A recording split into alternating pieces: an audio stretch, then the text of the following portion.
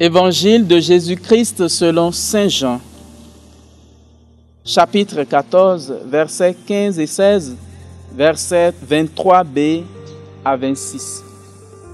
En ce temps-là, Jésus disait à ses disciples, « Si vous m'aimez, vous garderez mes commandements.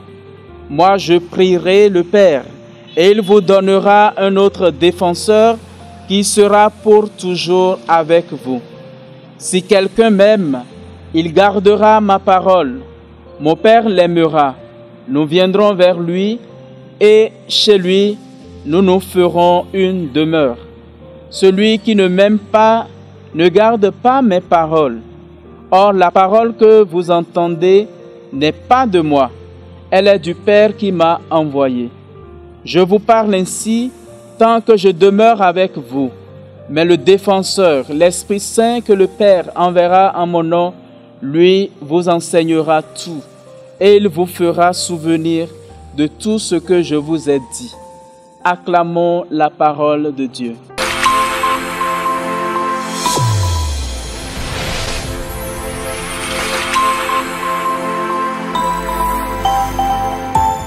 Chers frères et sœurs, auditeurs et auditrices de la Sève Coaching TV, joyeuse fête de Pentecôte à chacune et à chacun de vous. Oui, en réalité, ce que l'Église célèbre aujourd'hui est immense. C'est la descente de l'Esprit Saint sur les apôtres.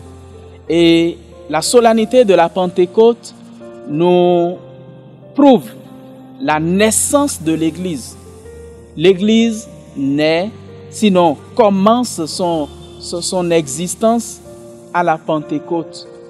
Et depuis lors, l'Esprit s'est répandu sur les apôtres et ils n'ont plus peur d'annoncer la parole de Dieu. Ils n'ont plus peur d'aller proclamer que Jésus est vivant et que Dieu a toujours souci du salut de l'homme. La célébration de ce jour nous prouve que le défenseur, l'Esprit Saint, est indispensable pour une vie authentique avec Dieu. Sans l'Esprit Saint, l'Église ne peut pas bouger.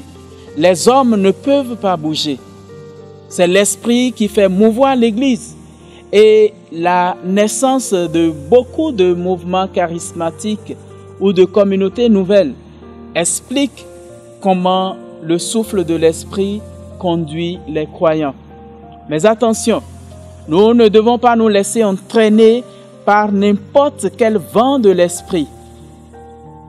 Sous le prétexte d'être inspirés, nous ne devons pas nous laisser aller à des groupes charismatiques qui ne sont pas forcément inspirés de l'Esprit Saint. Et c'est là peut-être qu'un discernement s'impose. Tous ceux qui prêchent au nom du Saint-Esprit sont-ils vraiment inspirés?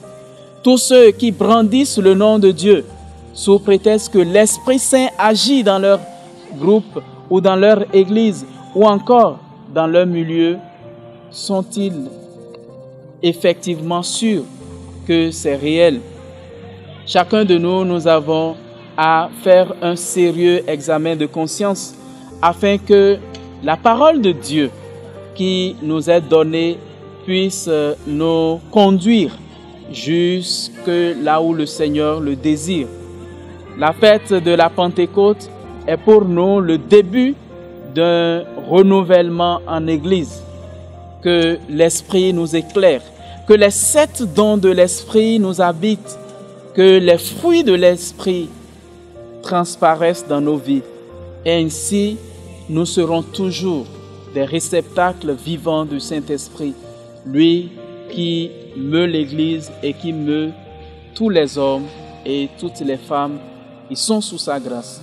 Le Seigneur soit avec vous.